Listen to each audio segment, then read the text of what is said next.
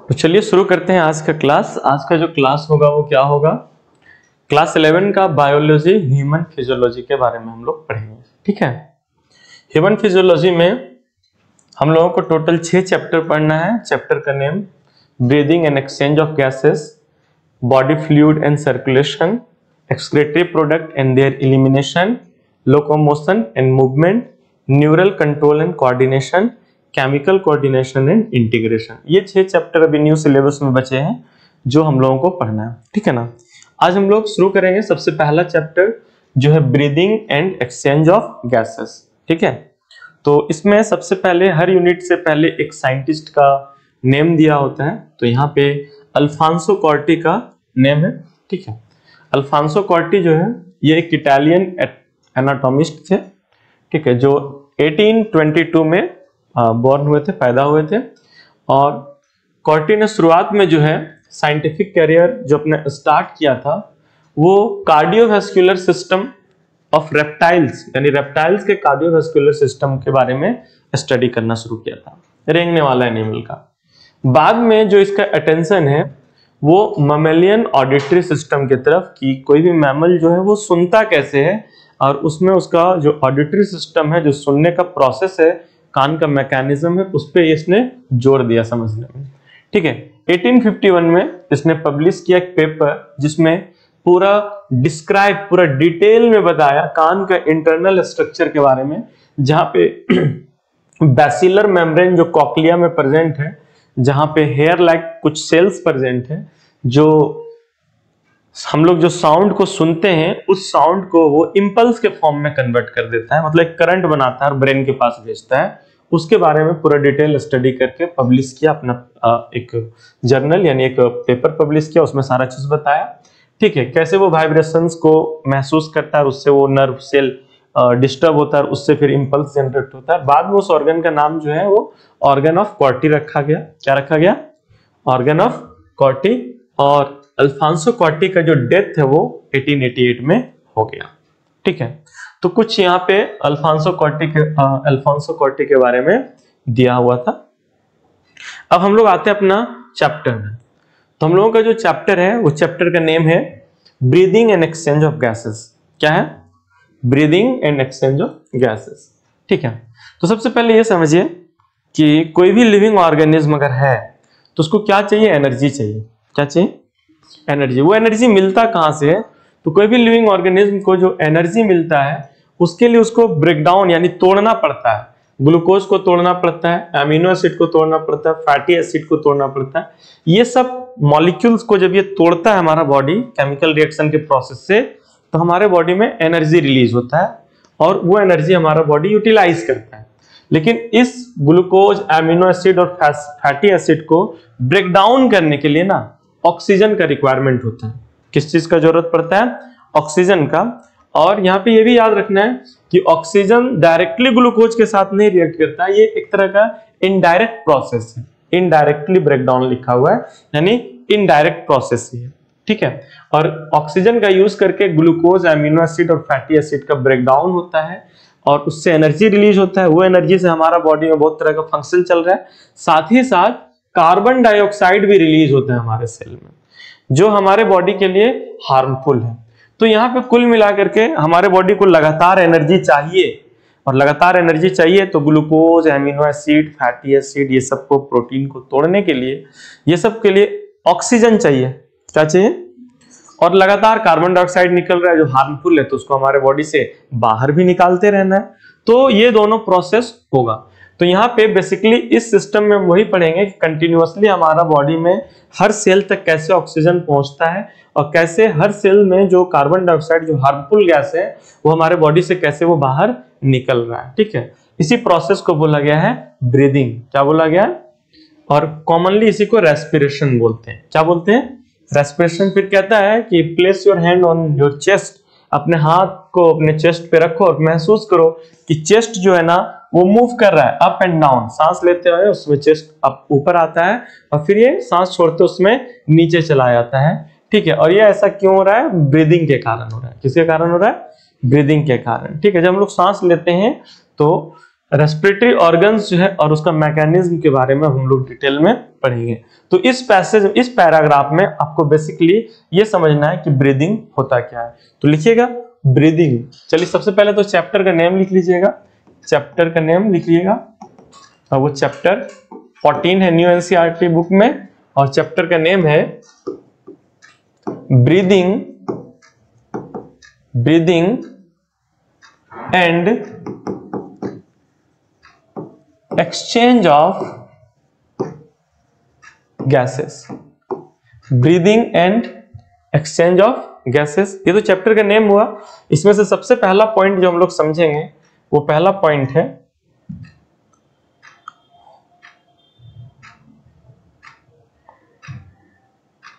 ये जो पहला पॉइंट है, ये पहला पॉइंट है breathing.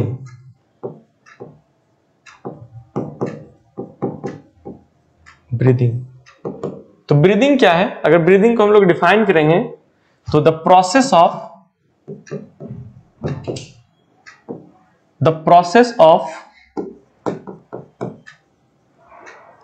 Exchange of O2 from the atmosphere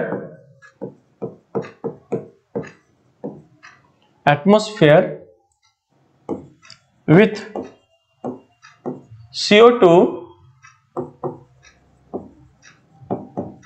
produced by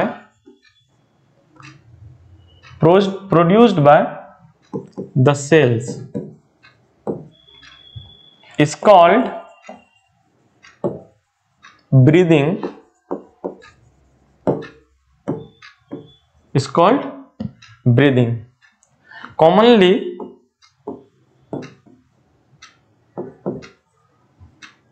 known as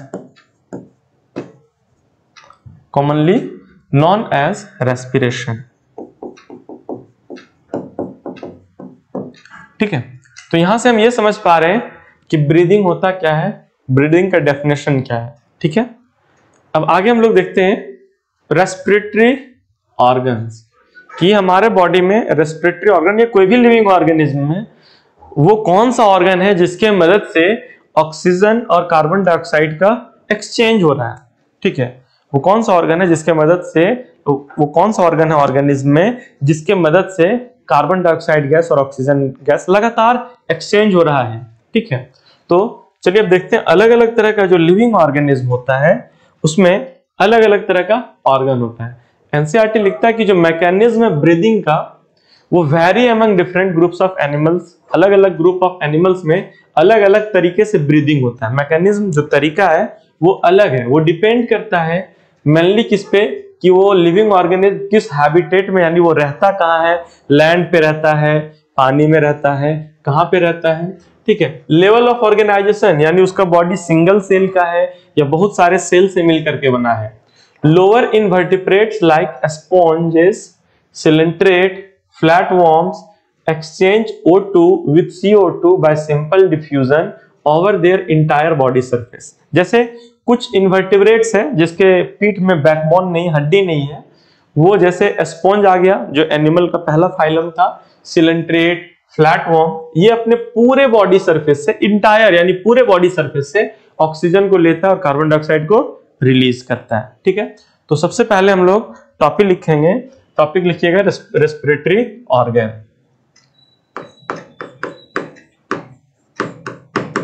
respiratory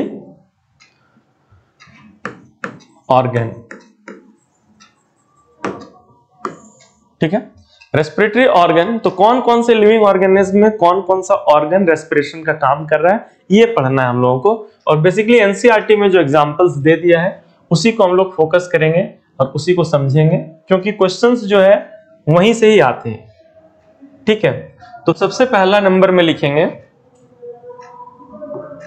first number में क्या लिखेंगे कि lower invertebrates, lower invertebrates, lower invertebrates like sponges, like sponges, coelenterate, coelentrates, flatworms,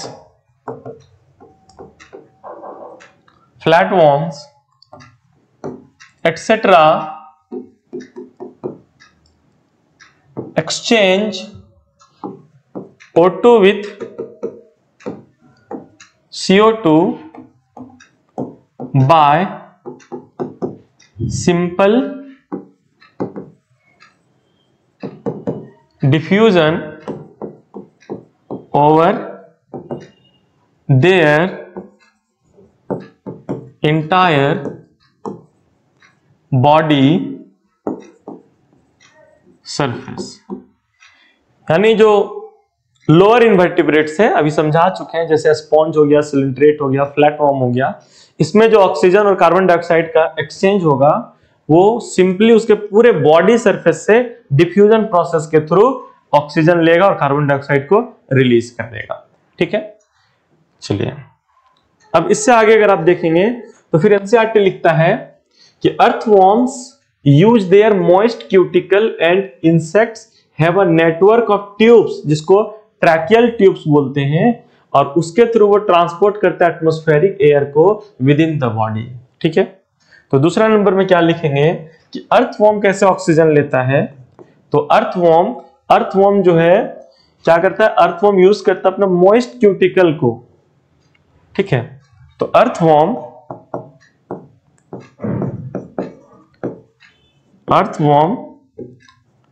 use their moist cuticle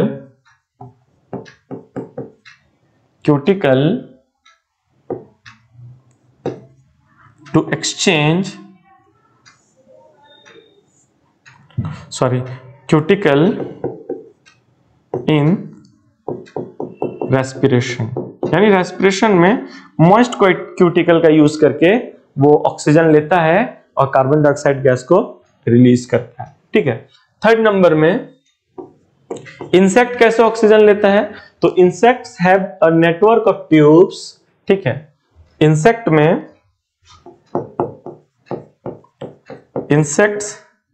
have a network of tube. Insects में एक network होता है tube का, जिसके थ्रू वो ऑक्सीजन लेता है, उसको बोलते हैं ट्रैकियल ट्यूब्स। क्या बोलते हैं, ट्रैकियल ट्यूब्स। तो इसको बोलते हैं ट्रैकियल ट्यूब्स। तो आपको पूछ सकता है कि ट्रैकियल ट्यूब्स के थ्रू रेस्पिरेशन कौन करता है, तो ऑप्शन में आपको इंसेक्ट चेक करना होगा कि इंसेक्ट है तो वही इसका आंसर हो जाएगा। ठीक है, नेक्स्ट है अब एक स्पेशल वैस्कुलराइज्ड स्ट्रक्चर जिसको हम लोग गिल्स बोलते हैं, जिसके थ्रू ऑक्सीजन लेता है। कौन लेता है, इसमें आ जाएगा आपका फिशेस वगैरह।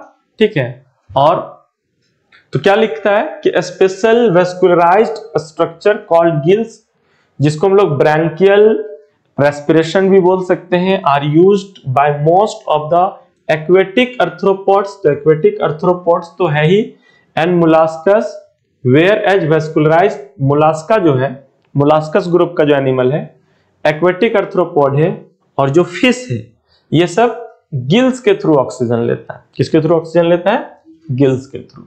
ठीक है, तो नेक्स्ट लिखिएगा 4 नंबर में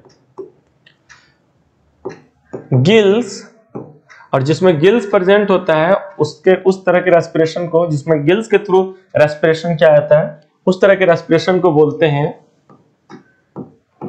ब्रैंकियल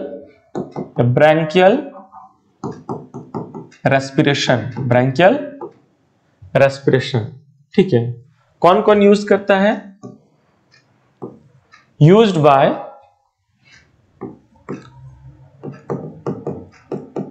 फिशेस, मछलियां जो है। ठीक है, एक्वेटिक अर्थ्रोपोड्स,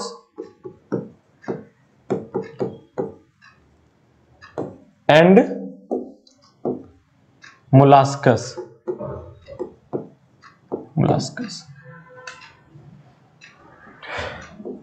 ठीक है, इसके अलावा लंग्स, तो जो लंग्स के थ्रू रेस्पिरेशन करता है, जैसे ह्यूमन, हम लोग लंग्स के थ्रू ही रेस्पिरेशन करते हैं, ठीक है ना। बर्ड्स लंग्स के थ्रू रेस्पिरेशन करता है। तो लंग्स के थ्रू जो रेस्पिरेशन करता है, लंग्स के थ्रू, तो जो लंग्स के थ्रू रेस्पिरेशन करता है उसको पल्मोनरी रेस्पिरेशन बोलते हैं। पल्मोनरी रेस्पिरेशन बोलते हैं, पल्मोनरी रेस्पिरेशन, ठीक है, पल्मोनरी रेस्पिरेशन बोलते हैं। इसको कौन यूज करता है, ठीक है, used by amphibians, amphibians, reptiles, reptiles, birds and mammals, ठीक है। तो मैमल्स जो है, एम्फीबियन, रेप्टाइल्स, बर्ड्स और मैमल्स जो है, ये लंग्स के थ्रू, जिसको पल्मोनरी रेस्पिरेशन बोलते हैं, इसके थ्रू ऑक्सीजन लेता है, यानी रेस्पिरेशन करता है। क्लियर है यहां तक? चलिए, अब इसमें से आपको एक चीज याद रखना है नोट में, कि फ्रॉग जो है, फ्रॉग तो एक तरह का एम्फीबियंस है, वो लंग्स के थ्रू उसको ऑक्सीजन लेना चाहिए, लेकिन वो अपना मॉइस्ट स्किन के थ्रू भी रेस्पिरेशन कर सकता है, यानी ऑक्सीजन ले सकता है, ठीक है। तो हम लोग लिखेंगे नोट में, फ्रॉग्स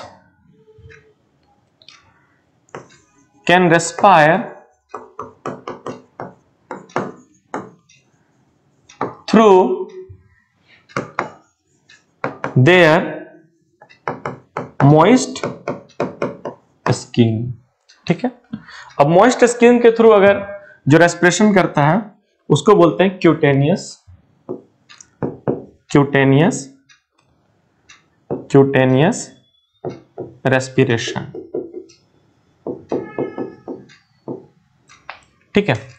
तो इस पैरा में, यानी ये जो पैराग्राफ है, ये जो टॉपिक है, उसमें ये सारा चीज आपको याद रखना है, जितना पॉइंट्स बताया गया है उससे क्वेश्चंस आ सकते हैं, ठीक है। चलिए, अब हम लोग देखेंगे human respiratory system.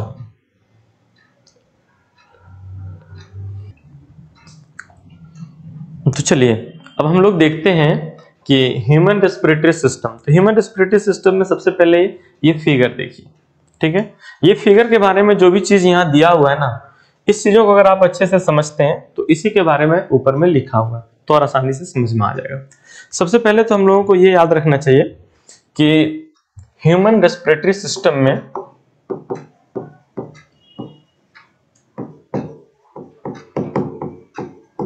Human respiratory system, अगर ह्यूमन रेस्पिरेटरी सिस्टम में हम देखें तो पूरा एक डिटेल स्ट्रक्चर समझने के लिए हम शुरू करते हैं माउथ और नाक से, कि नाक और मुंह के पास से क्या क्या चीजें हैं। तो जैसे मान लो कि ये हम लोगों का एक नाक वाला ओपनिंग है, नेजल ओपनिंग है, ठीक है। और ये मान लो कि नीचे जो है वो माउथ है, ठीक है। ये हो गया माउथ, यहाँ पे लिप्स वगैरह समझो प्रेजेंट है, ठीक है। और ये फिगर पे मत जाइएगा, और ये नाक है, ठीक है ना। आगे जाकर के नाक का चैम्बर और माउथ का चैम्बर दोनों एक जगह पे जुड़ गया, ठीक है। और यहां के बाद ये दो पाइप में डिवाइडेड है, दो पाइप्स में डिवाइड है, ठीक है। तो ये जो आगे वाला हिस्सा आप देख रहे हैं ना, ये कहलाता है विंड पाइप। क्या कहलाता है? Wind pipe. इसको और ट्रैकिया भी बोल सकते हैं, ट्रैकिया। और ये हो गया आपका फूड पाइप, इसको ऑयसोफेगस भी बोल सकते हैं, ठीक है। ध्यान दीजिएगा कि माउथ के ओपनिंग के पास क्या होता है। माउथ के ओपनिंग के पास इस तरीके से मान लीजिए कि लिप्स है, लिप्स है, ठीक है ना। ये नाक का जो ओपनिंग है, ये जो होल है जहां से ये नाक शुरू हो रहा है, इसको बोलते हैं नॉस्ट्रिल। क्या बोलते हैं? नॉस्ट्रिल। ठीक है। और ये हो गया नजल कैविटी, नजल कैविटी। और ये हो गया बकल कैविटी। क्या हो जाएगा? Buccal cavity, buccal cavity. Buccal cavity में हम लोग फूड लेते हैं माउथ में, नजल कैविटी के थ्रू एयर जाता है। और ये दोनों जहां पे आकर के आपस में जुड़ा, इस जगह को बोलते हैं फैरिंग्स। फैरिंग्स बोलते हैं। ठीक है। और फैरिंग्स जब दो पार्ट में डिवाइड होता है, तो यहां से इधर फूड पाइप, यहां से इधर विंड पाइप। तो विंड पाइप का जो ओपनिंग है ना, इस जगह को बोलते हैं ग्लॉटिस। क्या बोलते हैं? ग्लॉटिस। और इसके ऊपर एक ढक्कन है, कार्टिलेज का बना हुआ ढक्कन है, सिंपली समझिए। या तो ये जो है इसको बोलते हैं इपीग्लॉटिस। क्या बोलते हैं? Epiglottis, epiglottis. समझ पा रहे हैं यहां तक?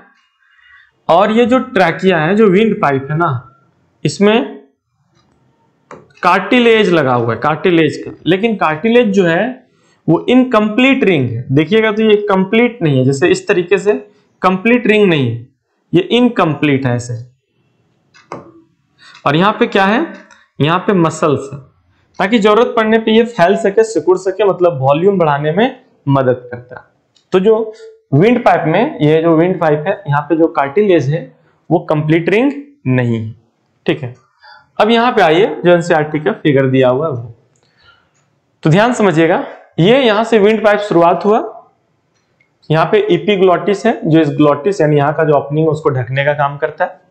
उसके नीचे यहां से ऊपर क्या है? फैरिंग्स है। इसके नीचे इस जगह को बोलते हैं लैरिंग्स।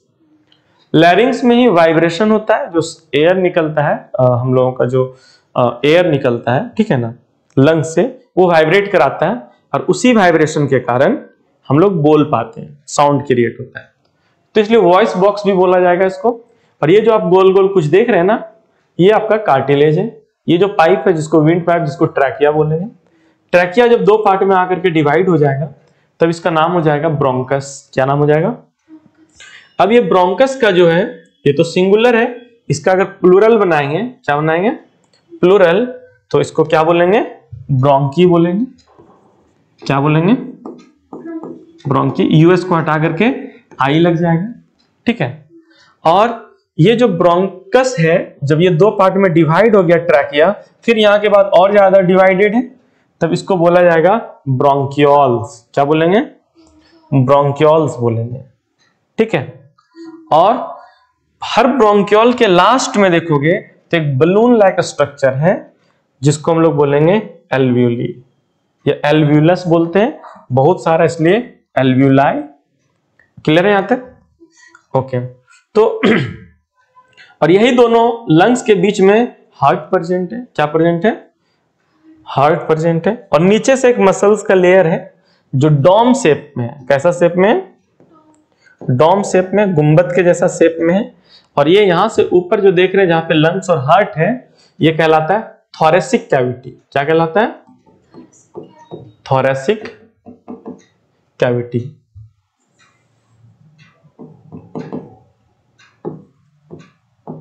कैविटी। और यहां से नीचे जो है वो क्या कहलाएगा? Abdominal cavity. Abdominal cavity. समझ पा रहे हैं? कोई इशू तो नहीं है? ओके। अब ये जो आप देख रहे हैं, ये बोन्स है, ये हमारा रिब्स है, रिब्स, जिसको कट करके दिखाया गया है।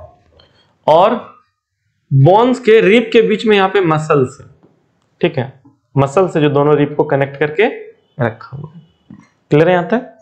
लंग्स के ऊपर मेम्ब्रेन होता है, दो लेयर का मेम्ब्रेन होता है। ये जो पीला कलर का देख रहे हैं फ्लूइड है, ये इसके अंदर में जो ये ब्लैक कलर का है वो मेम्ब्रेन है। ठीक है। तो एक इनर मेम्ब्रेन, आउटर मेम्ब्रेन होगा। इसको बोलते हैं प्लूरल मेम्ब्रेन। क्या बोलते हैं? Plural membranes. और इसमें जो येलो कलर का चीज दिख रहा है ना, वो एक लिक्विड है जिसको प्लूरल फ्लूइड बोलते हैं। क्या बोलते हैं? Pleural fluid. क्लियर है यहां तक? प्लूरल फ्लूइड बोलते हैं।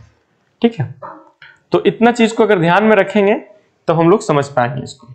तो चलिए अब देखते हैं क्या लिखता है ह्यूमन रेस्पिरेटरी सिस्टम में। तो सबसे पहला कि हम लोगों के पास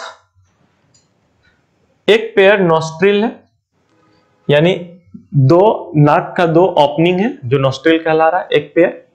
ठीक है, कहां पे प्रेजेंट है ये? अबव द अपर लिप, ऊपर वाले होंठ के ऊपर में। ठीक है, it leads to nasal chamber. इसके बाद जो है, अभी जस्ट हम लोग देख चुके हैं फिगर में। ठीक है, तो इसके बाद जो है नॉस्ट्रिल के बाद क्या आ जाता है? नेजल चैम्बर आ जाता है, यानी नेजल कैविटी आ जाता है। ठीक है, नेजल चैम्बर जो नेजल पैसेज भी कहलाएगा। और नेजल चैम्बर ओपन्स होता है, कहां पे जाकर के खुलता है? फेरिंग्स में। कहां पे? फेरिंग्स में। एक पोर्शन है फेरिंग्स, उस पोर्शन को बोलते हैं जो कॉमन है, कॉमन पैसेज है फूड और एयर के लिए। यहां पे फूड भी पहुंचता है और यहां पे एयर भी पहुंचता है। ठीक है, फेरिंग्स ओपन थ्रू द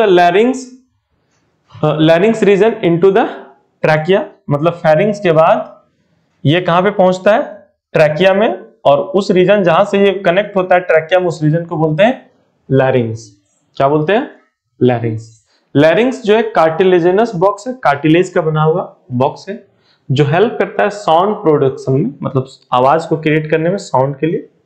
और इसीलिए इसको साउंड बॉक्स बोलते हैं। क्या बोलते हैं? साउंड बॉक्स बोलते हैं। ड्यूरिंग स्वेलोइंग, निगलते टाइम, जब हम लोग खाना को निगलते हैं तो ग्लॉटिस कैन बी कवर्ड। ये जो ओपनिंग है ग्लॉटिस, इसको ढका जाता है। ऊपर में कौन प्रेजेंट है? एपिग्लॉटिस। ठीक है, तो ड्यूरिंग स्लोइंग, खाना को निगलते टाइम, ग्लॉटिस, जो ग्लॉटिस है वो can be covered by a thin elastic cartilaginous flap. एक पतला सा चपटा सा कार्टिलेज का बना हुआ फ्लैप स्ट्रक्चर है जिसको एपिग्लॉटिस बोलते हैं। क्या बोलते हैं? एपिग्लॉटिस। ये प्रिवेंट करता है entry of food into the larynx, और इसी के कारण फूड जो है वो फूड पाइप में जाएगा, लैरिंग्स यानी विंड पाइप में ये नहीं जाएगा, उससे ये बचाता है। ट्रैकिया एक स्ट्रेट ट्यूब है, सीधा ट्यूब है, extending up to the mid thoracic cavity. जो थोरेसिक कैविटी है उसके बीच में ये प्रेजेंट है। ठीक है, समझ पा रहे हैं यहां तक? Okay. Mid thoracic cavity which divides at the level of 5 thoracic vertebra into a right and left primary bronchi। ठीक है, जहां पे ये ट्रैकिया दो पार्ट में आकर के डिवाइड हुआ, दो पार्ट में आकर के डिवाइड हुआ। अगर यहां पे इसके पीठ के पीछे देखेंगे, जैसे यहां पे डिवाइड हुआ तो यहां पीठ में जो हड्डी होगा, तो थोरेसिक कैविटी में टोटल 12 बोन है। पीठ में थोरेसिक कैविटी में 12 बोन है, उसमें से 5वां नंबर पे जो बोन है वहां तक जब ये पहुंचता है, जस्ट इसके पीछे 5वां नंबर पीठ में हड्डी है, जो बोन है वो 5वां नंबर का है, और वहां पे आकर के ये दो पार्ट में डिवाइड हो जाता है। ठीक है, तो उसी चीज को लिख रहा है। क्या लिख रहा है? कि जो ये जो ट्रैकिया डिवाइड हो जाता है 5th थोरेसिक वर्टेब्रा के लेवल में जाकर के, और राइट और लेफ्ट प्राइमरी ब्रोंकी में, ये राइट और लेफ्ट प्राइमरी ब्रोंकी में डिवाइड हो जाता है। क्लियर है यहां तक? फिर उसके बाद each bronchi undergo repeated division. फिर देखो यहां पे जो प्राइमरी ब्रोंकी है, फिर इसमें डिवीजन हुआ, इधर गया, इधर गया, इधर गया, इधर गया, इधर गया, फिर आगे जाकर के फिर डिवीजन हुआ। तो यहां पे रिपीटेड डिवीजन हो रहा है। ठीक है, टू फॉर्म सेकेंडरी, मतलब देखो ये प्राइमरी, फिर डिवाइड हुआ सेकेंडरी, फिर इससे और डिवीजन हुआ तो फिर टर्सरी। इस तरीके से डिवीजन होते जा रहा है primary, secondary and tertiary bronchi में। And initial bronchioles are supported by incomplete cartilaginous ring. और ध्यान दीजिएगा, ये जो ब्रोंकियोल्स है, इसमें जो कार्टिलेज का रिंग है वो इनकम्प्लीट है, उसको ऐसे गोल रहने में मदद कर रहा है। सपोर्ट कौन कर रहा है? तो कार्टिलेज मदद कर रहा है। ठीक है, वो इनकम्प्लीट है, इनकम्प्लीट यानी पूरा कंप्लीट सर्कल नहीं है। ये पहले ही बता चुके हैं कि ये इनकम्प्लीट सर्कल है, यहां पे मसल्स का लेयर है, कार्टिलेज ये है पूरा। ठीक है, समझ पा रहे हैं यहां तक? Ring. Each terminal bronchiole give rise to number of very thin, irregular, walled and vascularized bag-like structure called alveoli. और जब टर्मिनल जहां पे ब्रोंकियोल्स खत्म हो रहा है वहां पे देखोगे तो बहुत ज्यादा बलून के जैसा पतला सा ब्रोंकियोल्स प्रेजेंट है, सॉरी एल्व्यूलस प्रेजेंट है, ठीक है। बैग लाइक स्ट्रक्चर है, वेस्कुलराइज्ड बैग लाइक स्ट्रक्चर है, जिसको हम लोग क्या बोल रहे हैं, alveoli. The branching network of bronchi, bronchioles and alveoli comprises the lungs. और हम लोग लंग्स किसको बोलेंगे, किसको पूरा मिला करके लंग्स बोलेंगे, तो जो ब्रोंकी है, मतलब ये जो ब्रोंकी यहाँ का जो पार्ट है दो पार्ट में डिवाइड हुआ, समझ पा रहे हैं, फिर यहां से जो और डिवाइड हुआ ब्रोंकियोल्स, और लास्ट में जो बलून लाइक स्ट्रक्चर है जिसको एल्वुलाई बोल रहे हैं, ये तीनों को मिला करके लंग्स बोलते हैं। क्या बोलते हैं, लंग्स बोलते हैं। वो मिल करके लंग्स बनाता है। वी हैव टू लंग्स, हम लोगों के पास दो लंग्स है, which are covered by double layered pleura, और दो लेयर के मेम्ब्रेन से घिरा हुआ है, और उस लेयर के मेम्ब्रेन को, उस मेम्ब्रेन को बोलते हैं प्लूरा। और उसके अंदर एक फ्लूइड है जिसको बोलते हैं प्लूरल फ्लूइड, और वो दोनों मेम्ब्रेन के बीच में है।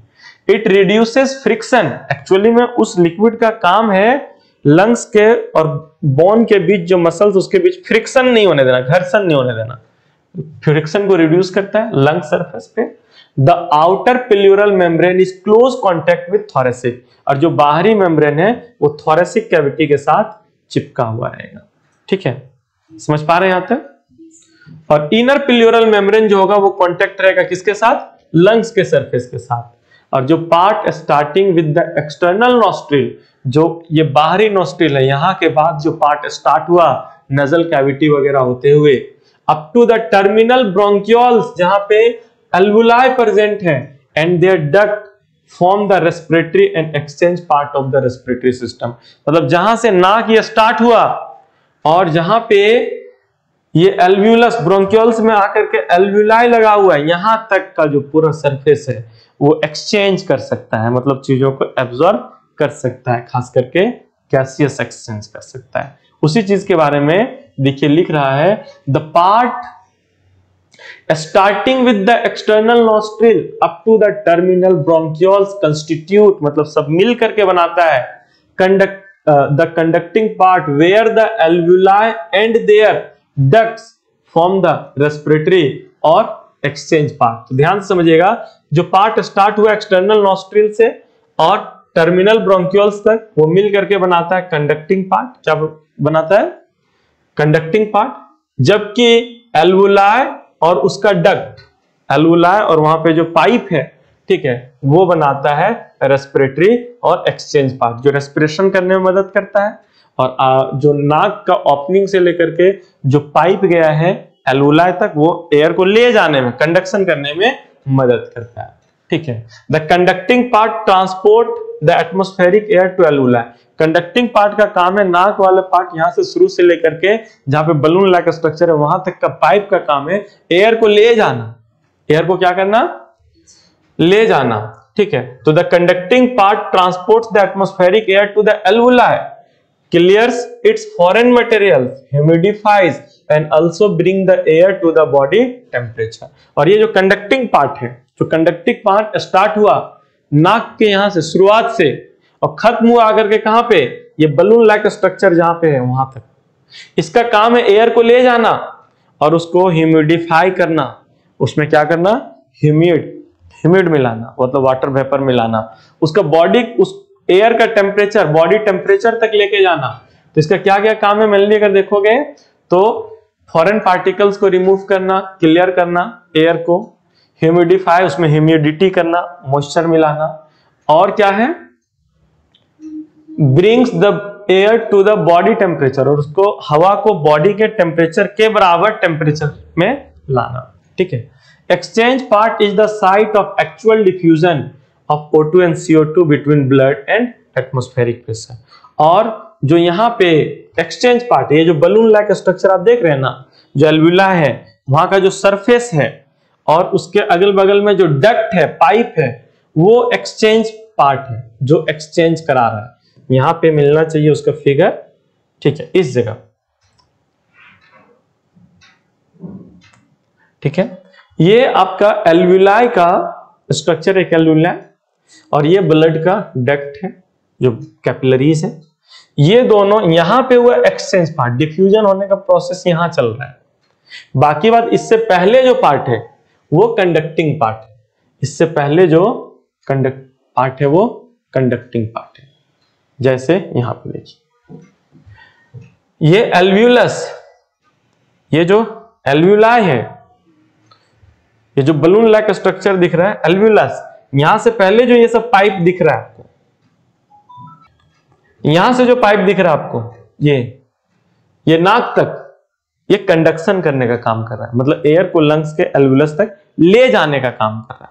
जबकि डिफ्यूजन का काम, चेंजेस का काम, एक्सचेंज होने का काम ये एल्वुलस के सरफेस पे हो रहा है। क्लियर है? यहां तक समझ पा रहे हैं? चलिए फिर आगे लिखता है, the lungs are situated in the thoracic chamber. Lungs कहां पे प्रेजेंट है? थोरेसिक चैम्बर में, which is anatomically an air tight chamber.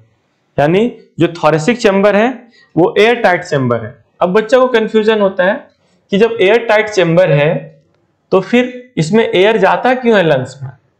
ठीक है, तो देखिए ये जो एनाटॉमिकली, ये जो पाइप है इसमें एयर जा सकता है यहां बलून तक, लेकिन इस एल्व्यूलाई को छोड़ करके जो अब रीजन बच रहा है चारों तरफ, उसमें कहीं बाहर से एयर नहीं आ सकता, कहीं बाहर से एयर इसमें नहीं आ सकता। तो ये एक एयर टाइट चैम्बर है। अगर हम इस डायफ्राम को नीचे खींचते हैं, यहां का वॉल्यूम अगर बढ़ता है तो कहीं बाहर से तो इसमें इधर साइड से तो कहीं एयर आ नहीं सकता है, तो ये नाक वाला जो ओपनिंग है इसी के थ्रू ही यहां पे एयर पहुंच सकता है और कहीं से एयर इसमें नहीं आ सकता। ठीक है, तो क्या दिया है कि lungs are situated in the thoracic chamber. Lungs कहां पे सिचुएटेड है? थोरेसिक चैम्बर में, जो एनाटॉमिकली एक एयर टाइट चैम्बर है।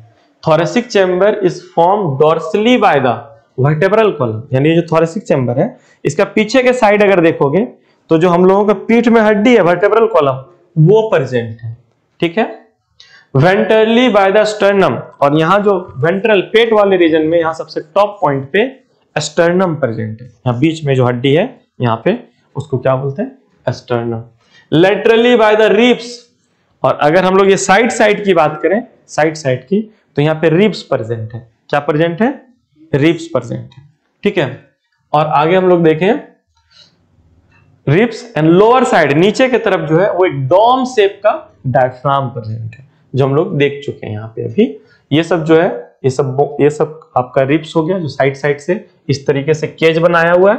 ऊपर में यहाँ स्टर्नम है, पीछे इसका वर्टेब्रल कॉलम है, और नीचे ऐसे डायफ्राम है जो डोम शेप बनाया हुआ है। क्लियर है? यहां तक समझ पा रहे हैं? The anatomical setup of lungs in thorax is such that any change in the volume of the thoracic cavity will be reflect in the lungs, यानी pulmonary cavity।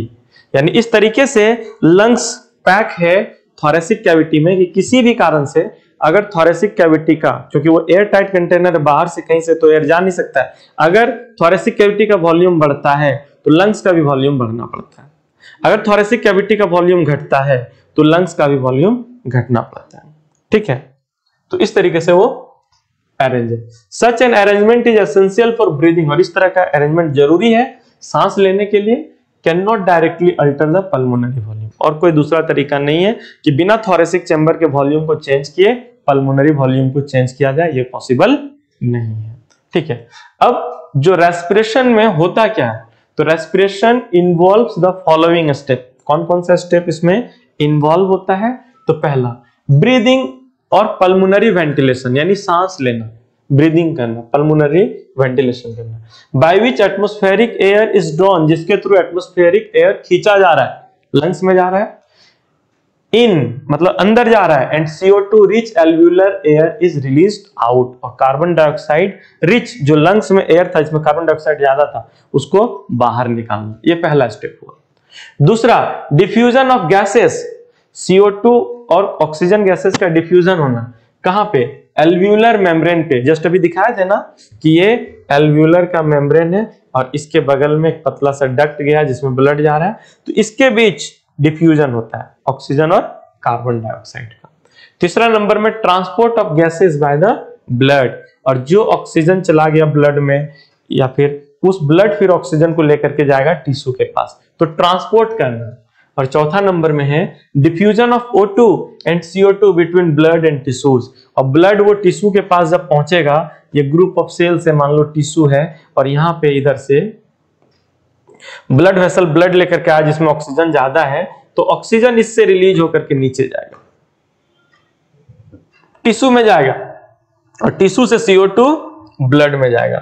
ठीक है, utilisation of O2 by the cells for catabolic reaction. और फिर यहाँ जो tissue में जो cells present है वो इस ऑक्सीजन का यूटिलाइज करेगा कैटाबॉलिक रिएक्शन, जो शुरू में बताए थे कि carbon dioxide, glucose, fatty acid, amino acid, ये सबको तोड़ने के लिए यूज करेगा ऑक्सीजन को, और फिर क्या रिलीज करेगा, CO2।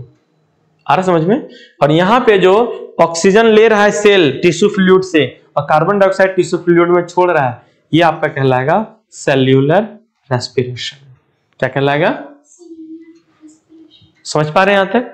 तो आज के क्लास में हम लोग कुछ इंपॉर्टेंट ऑर्गन्स पढ़े जिसके थ्रू ये सांस ले रहा है, कैसे ह्यूमन में रेस्पिरेशन हो रहा है, उसका मैकेनिज्म को समझे। ठीक है।